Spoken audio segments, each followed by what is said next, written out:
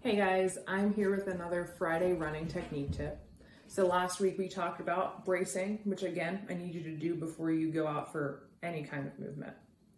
This week, we're going to talk about figuring out your different running paces.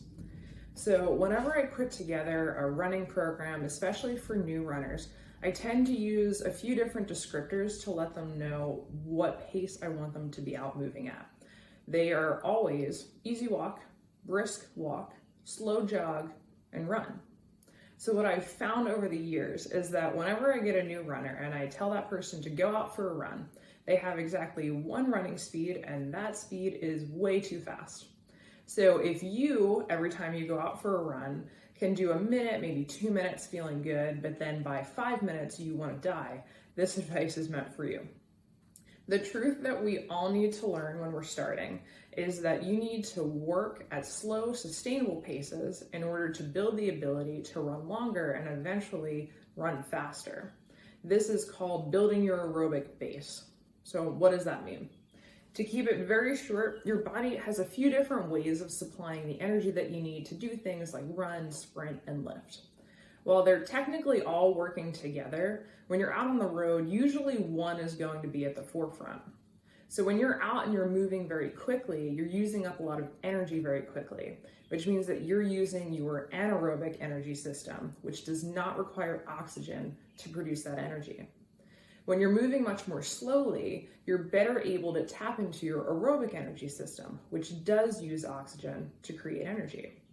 So this means when you're out moving slowly for a long time, you're building up your body's ability to utilize oxygen and its energy stores like body fat.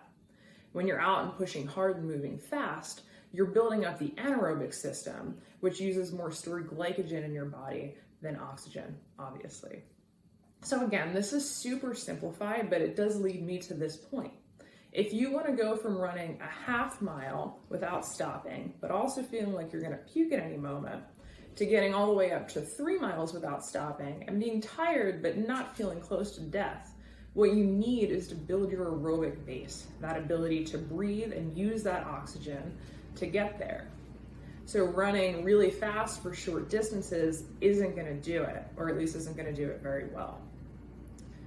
So that's why at the beginning of most running programs, I'm prescribing a ton of walking and a lot of that really slow running variation. So finally, let's break down the 4 paces that I mentioned earlier, starting with those 2 walks. So when I say to go out for an easy walk, it shouldn't really feel like any work at all. If you spontaneously sprung into song, it would be totally fine because you're not using that much energy. So think about this more as like a leisurely stroll down the beach than exercise. If I say to go out for a brisk walk, this is exercise. You have intent associated with it. You intend to exercise.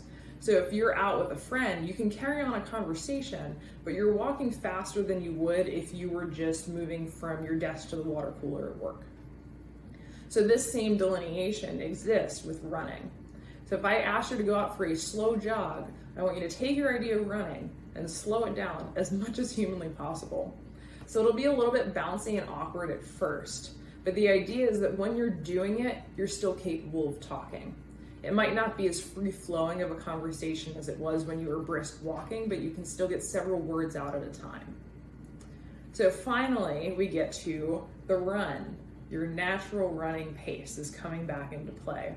So this isn't a sprint, this isn't as hard as you're literally capable of going, but it's pretty fast, especially compared to that jog. So after a minute or so, you're gonna have a hard time talking at all. You can get a yes or a no out, but not much more. You can't sustain this for very long. So again, this isn't gonna come super easy at first. It actually takes quite a bit of discipline to be able to run slowly when you know that you're technically able to go faster. But slow brings results. So if you really value getting better at running, do yourself a favor and slow down.